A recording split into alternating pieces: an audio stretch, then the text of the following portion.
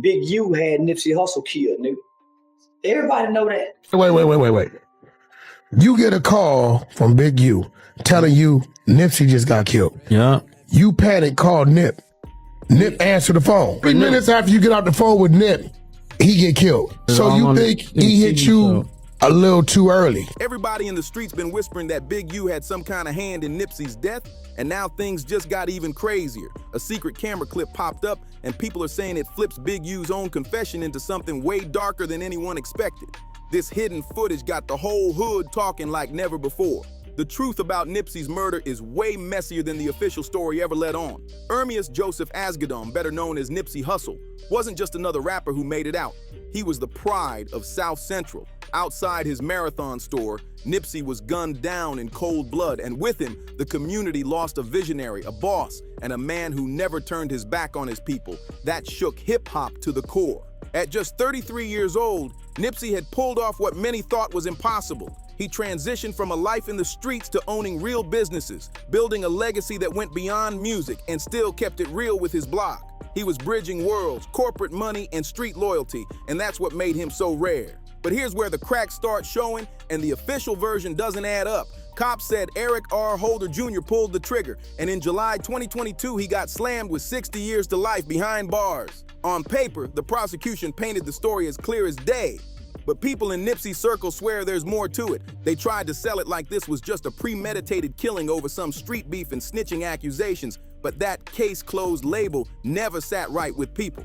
The whole setup feels too neat, too clean, like somebody wanted the story wrapped up fast without digging deeper. On that day, Nipsey was doing what he always did. Posted up at his Marathon store, no heavy security, just showing love to the community. He was signing autographs, snapping photos, talking with fans and friends like it was just another afternoon. Nobody could have guessed those moments would be his last. At about 3:04 p.m., Eric Holder pulled up with a woman he was dating, strolling into that strip mall like nothing was off.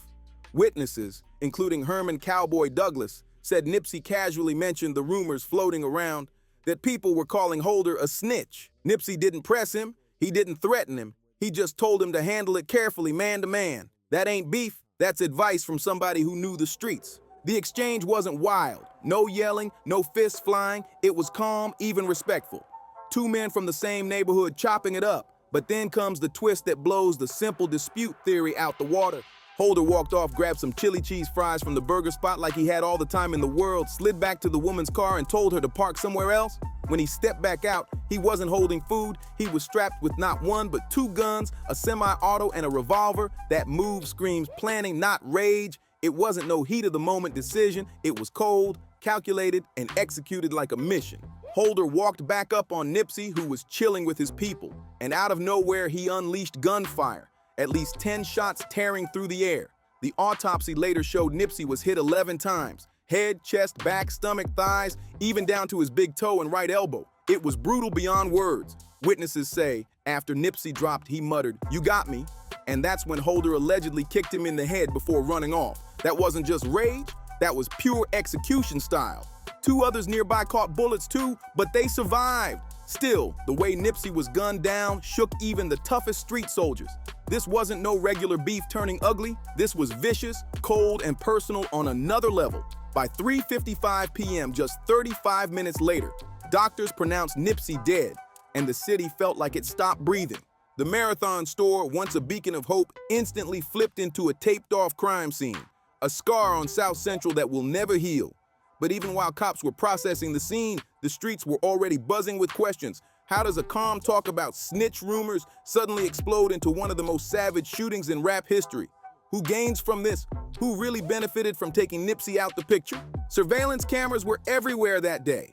On the Marathon, on nearby shops, all of it scooped up by LAPD as evidence. Yeah, the footage did confirm Eric Holder as the shooter, but it also showed something way more chilling. The way he moved looked calculated, step by step, like he was carrying out a mission, not reacting in the moment. And now with recent headlines, that theory hits different. In March 2025, the hip-hop world shook when Eugene Big U Henley got snatched up on a federal RICO case. The timing sent shockwaves, reopening every old whisper about his name being tied to Nipsey's death. Suddenly, the same man people side-eyed back in 2019 was back in the spotlight, and the conspiracy talk exploded all over again. Now, to be clear, the feds didn't charge Big U for anything directly linked to Nipsey's murder, but the RICO case cracked open a Pandora's box of rumors, allegations, and theories that refuse to die. Folks say when you put street politics and music money together, the truth gets buried deep. And with Big U's history, nobody's letting it slide. Remember, Big U isn't just another exec in the rap game. He's allegedly tied to the Rollin' 60 Crips and used to manage Nipsey in his early grind. This man gave Nipsey his first push, even let him record out of his family's home. On paper, they were close, connected by business and by the streets, but that's exactly what makes it so murky. Loyalty and tension live side by side in their bond, and when you mix money, power, and neighborhood politics, the line between ally and enemy gets blurred real quick. But Nipsey and Big U's connection wasn't all love. It came with some heavy complications. Word on the street says there was a wild incident in a parking lot where Big U, Nipsey, and his brother Black Sam all clashed. Allegedly, it got so heated that Black Sam even fired a gun to stop Big U from putting hands on Nipsey and their own father. That story has been whispered about for years, fueling speculation that things behind the scenes were way uglier than the public ever saw. This wasn't just about music contracts or rap money, it was deeper. In South Central, power, respect, and control are tied together tighter than chains, and every move carried weight. Adding another twist, Nipsey's daughter's mother is Big U's niece. That personal tie meant family and business were colliding, and sources say Nipsey wasn't always happy with the environments his daughter was exposed to. That disagreement added even more tension to an already messy dynamic. And now, with the feds pressing Big U on a RICO case, all those old stories look different. The indictment lists murder connected to the 2021 Las Vegas killing of rapper Rayshawn Williams, plus extortion, human trafficking, and fraud. The charges against Big U don't just sound bad, they paint the picture of a full-blown criminal machine that allegedly moved unchecked for years. Investigators say legitimate studios and businesses were used as fronts. And when aspiring rapper Rayshawn Williams was murdered in Vegas back in 2021, Henley allegedly went as far as wiping studio security footage to cover his tracks. And I'm disheartened by the fact that they trying to say that I stole something from Developing Option, or I used Developing Option as a front. Developing Option paid my bills. They paid my house note.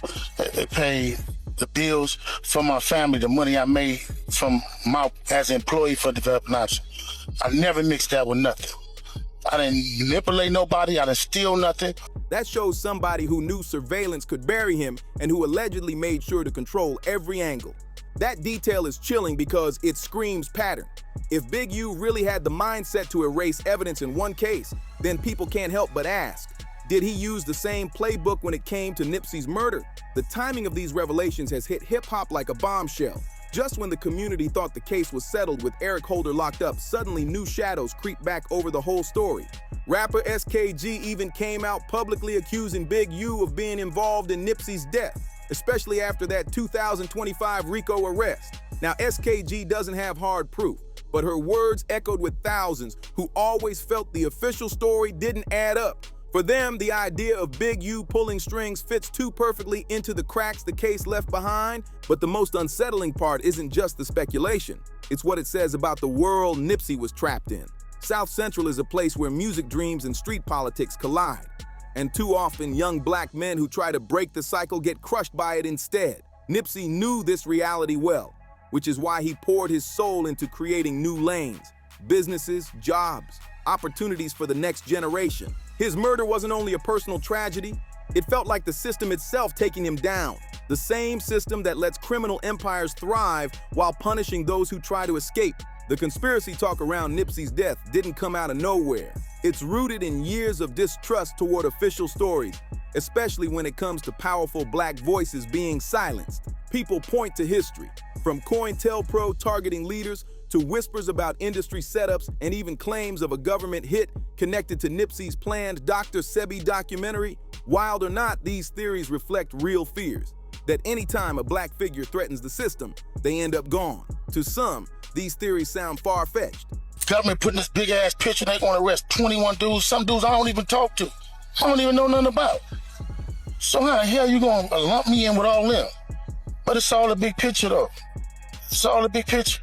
But to Nipsey's fans and community, they speak to a painful truth. Black leaders who bring hope to the block often face more danger than protection. Nipsey wasn't perfect, but his mission was clear. He was building businesses, breaking cycles, and creating new opportunities where none existed.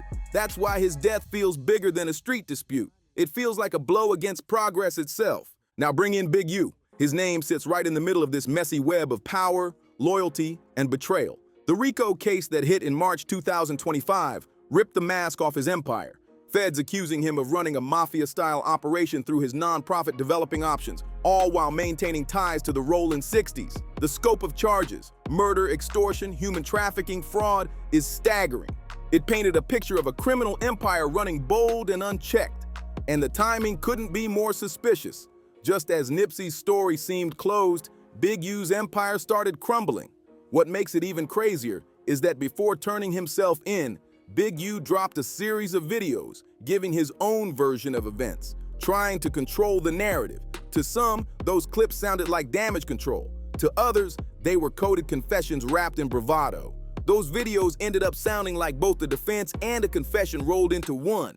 Big U came off like a man who knew exactly how deep in it he was, yet couldn't resist trying to twist the story in his favor. What really shook people was when he straight up admitted to using his nonprofit as a front. But this how they get you. They get one or two people to say something. Ain't gonna be no real evidence. Ain't gonna be no real nothing. It's gonna be a repeated thug. It's gonna be a bunch of people in jail for a bunch of different crimes that don't have nothing to do with me. They finna lump all of us up that says all around the 60s. Watch and see. We just seen it with Thug. I'm finna experience the same thing out here. Then tried to clean it up by insisting he never stole from it. That kind of doublespeak screams someone who's lived in the gray zone so long, the line between legal and illegal doesn't even exist anymore. The fact that he felt bold enough to admit this out loud is wild. Either he was supremely confident that the feds couldn't touch him, or he completely underestimated how federal prosecutors move. To a lot of people, it sounded less like confidence and more like arrogance, like he thought his old reputation could still shield him. When you tie this back to Nipsey, the picture gets even more complicated. Big U wasn't just some exec, he was there from the ground floor. He gave Nipsey studio space, managed him early on, and even had him living under his roof during those first crucial years. That's personal, not just business. But as Nipsey's star started to rise, that bond allegedly shifted. Because independence and success in the music game can create tension where old loyalties and new opportunities collide. And Nipsey wanted his own vision, his own path for the block. That's where friction allegedly set in. His mission for community uplift didn't always align with the interests of those who put him on. And when you compare that with the details in Big U's federal indictment, the alleged murder tied to Rayshawn Williams in 2021, the extortion, the fraud, it all points to a pattern of behavior. Scrubbing studio footage to erase evidence wasn't just a one-off, it was a mindset. The level of sophistication here is wild. It points to somebody who knew exactly how to bend evidence and control the story. Those aren't just random street smarts, those are skills that could cover up major crimes, maybe even others we'll never know about. And the timing matters too. Wax said 100 times he was gonna take my contracts. He working with the FBI. The FBI went to the city 3 days in a row and told the city they didn't want nobody to give me no more money. They went to all the different celebrities and told all the different celebrities, don't give me no money, don't help me, don't do nothing for me. The feds say Big U's dirt goes back to at least 2021. But you don't wake up one day and run an empire like this. You build those methods over years in the shadows. This wasn't just about hustle money. This was about using real businesses as camouflage, while allegedly pushing violence and exploitation behind the scenes. On the surface, he looked respectable, a man with connections, a non-profit leader. Like y'all don't understand what the FBI do to black men who try to help their community. I ain't been nothing but a help to our community. But I guess it is what it is. This the price of being black and trying to help somebody, trying to help your community and do what you can. Someone who gave back. But behind that facade, the indictment suggests he was pulling strings like a boss in a full-blown criminal network. And Big U himself seemed to know it. In his statements, you can hear the awareness. He understood he wasn't just being charged as an individual, but as the alleged head of a whole enterprise. That's the power of a federal RICO case. It's not designed to just lock up one man. It's meant to dismantle an entire machine. What makes this darker is the scope of the charges: murder, extortion, fraud, and human trafficking. That last one in particular shocked the community. It suggests this wasn't street corner crime. This was high-level exploitation of vulnerable people done systematically for profit. That's a whole different level of criminality. The scariest part? Big U pulled this off while keeping a spotless public image. Through his nonprofit and his ties to the music industry, he branded himself as a mentor, a community leader, someone who was helping the youth. But that dual identity, leader by day, predator by night, made him untouchable for years. The indictment paints it like an empire running with shocking boldness, hiding behind studios, charities, and businesses while terrorizing in the dark. This wasn't some small-time street hustle. This was alleged organized crime on a scale that rivals the mob itself. The feds framed it like they were taking down a crime family, not just one man. And Big U knew it. He even referenced how prosecutors came after Young Thug and YSL using lyrics, posts, and affiliations as ammo. You could hear the frustration in his voice because he understood those same tactics were about to be used against him. Now they on there saying all this stuff to assassinate my character. All right, man, just pray for me. And again, they can do any one of us. It ain't nobody safe with these dudes. If these dudes feel they want you, how they going around talking about somebody's gonna raid my house before my house get raided? The timing of his arrest only reignited the flames around Nipsey's murder. Rapper SKG stepped forward, blasting Big U as an abusive monster who exploited and terrorized those around him. She even claimed he orchestrated attacks on her, including one at Nipsey's store while she was pregnant. These allegations haven't been proven in court, but they add fuel to the image of a man who allegedly used fear, intimidation, and violence as his playbook. Now, the conversation around Nipsey's death feels completely different. How they there with the police? And y'all sitting there following them. Everybody that's a part of them shows, them 100 shows, all them shows, everybody who following them, promoting them, anything. Y'all wrong. Y'all ain't black. And y'all show ain't for our people. What the world once thought was an open and shut case with Eric Holder as the lone villain now looks like it could be just one piece of a sprawling web of corruption, cover-ups, and power plays. The truth, the lies, the cost of speaking out, it's all tangled together. And one of the wildest theories that refuses to die? Nipsey's involvement in a documentary about Dr. Sebi, the herbalist who claimed to cure diseases like AIDS and cancer with natural remedies. The theory says Nipsey was silenced by bigger forces, whether it was the government, big pharma, or even shadowy groups like the Illuminati, because his work threatened billions of dollars. There's still no hard evidence to back the Dr. Sebi or Illuminati theory, but online it blew up like wildfire. Videos with titles like "Why the Illuminati Killed Nipsey Hussle" racked up millions of views, keeping the conversation alive years later. But what's even more troubling than the theories are the claims that anyone who questions the official story gets silenced or discredited on purpose. Big U himself fueled this idea in his videos before turning himself in. He painted a picture of a coordinated effort to crush his reputation and erase his influence in the community. If that's true, it would mean there was a deeper collaboration between law enforcement and industry figures, a level of coordination far beyond a normal investigation. That's the kind of claim that makes people think twice about what's really going on. The idea that feds might deliberately strip someone of their money, allies, and public standing before charging them suggests a personal animosity that goes way beyond justice. And while Big U's words should be taken with caution, considering the weight of the charges against him, his accusations touch on something bigger. For decades, federal law enforcement has been accused of targeting black leaders, from civil rights icons to the Black Panthers. Wax said he was gonna destroy developing option, right? So who gonna replace developing option? Which one of you niggas in the 60s gonna call yourself coming in? Because whoever try to come in, y'all the ones that's working with Wax. Believe that. So remove me to get me out the way for somebody else to come in who gonna cooperate. That's what the play is. That's what the whole play is. The FBI's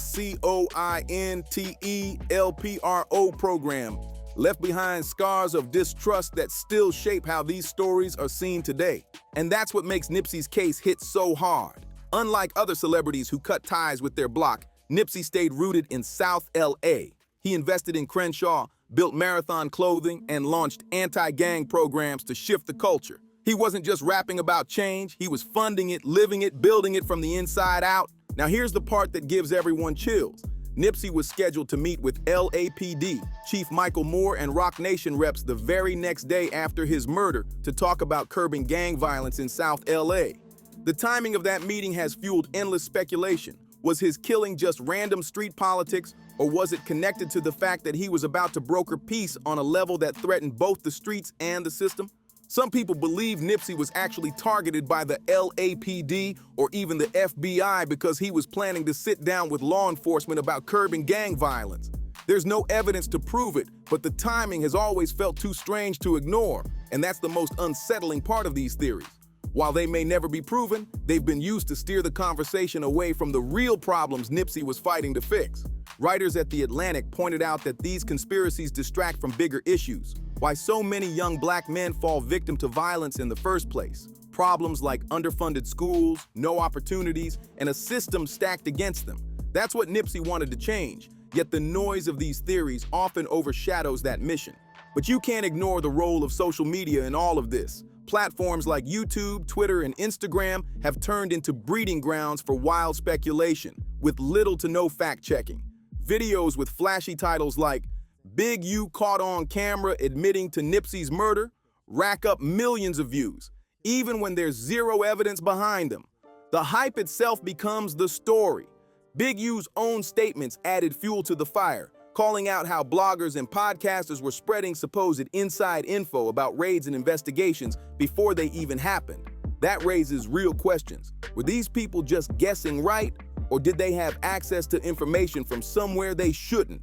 Either way, it blurred the line between journalism, gossip, and sabotage. And then there's another twist, the way personal beefs get dressed up as activism. The so-called targeting of Big U by certain voices online didn't always look like justice. It looked like people chasing clout, mixing vendettas with conspiracy, and pushing their own agendas while claiming to represent the community. Explosive.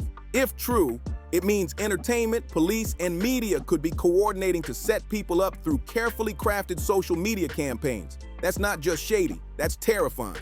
It would mean the public is being manipulated to justify raids, arrests, and takedowns before the first charge even hits the courtroom. But at the center of all the noise sits the biggest question of all. What really happened to Nipsey Hussle? The official story says Eric Holder killed him over snitching accusations, and technically, that may be accurate.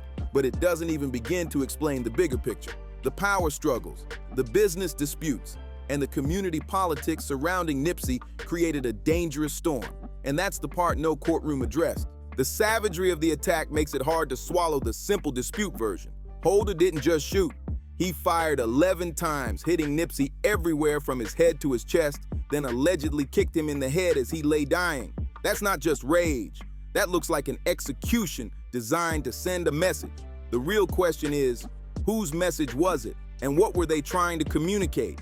The surveillance footage only fuels suspicion. Sure, it helped identify Holder, but it also showed just how calculated his movements were. That wasn't a random flare-up. It looked precise, practiced, almost like a job carried out. Add to that the whispers about industry figures being tangled in Nipsey's downfall, and the picture gets even darker. These allegations may not come with hard proof, but they echo a deeper fear, how power really moves inside the music industry. Nipsey's death wasn't just the loss of one man. It became a symbol of the fight between those who exploit the block for profit and those who try to lift it up from the inside. That's why the conspiracy theories, even without evidence, still hit hard. They reflect real worries about exploitation, silencing, and the targeting of black leaders who threaten the status quo. And then came Big U's final statement, the one that hit like a bomb. He hinted that his downfall wasn't about justice at all, but about control. He claimed removing him would clear the path for someone more cooperative to take his spot. If that's true, it points to manipulation on a level far beyond normal law enforcement. It's about who gets to control whole communities. The truth about Nipsey's murder might never be fully uncovered, but the questions it raised won't die out. They force us to face the ugly reality of power, violence, and the cost of speaking truth in places where silence often feels safer. Was Eric Holder really acting alone, or was he just a pawn in a bigger game? That answer may never come, but the system that allowed it to happen is what matters most. Big U's arrest may unlock some pieces, but it's just as likely to open more mysteries about loyalties, betrayals, and the shadow network running through South LA. Federal prosecutors may try to map it all out, But even if justice comes, it won't bring Nipsey back. What's left is the legacy of a visionary who dared to believe in something greater and who paid the ultimate price for it. Thanks for watching. Check out the other cards on the screen.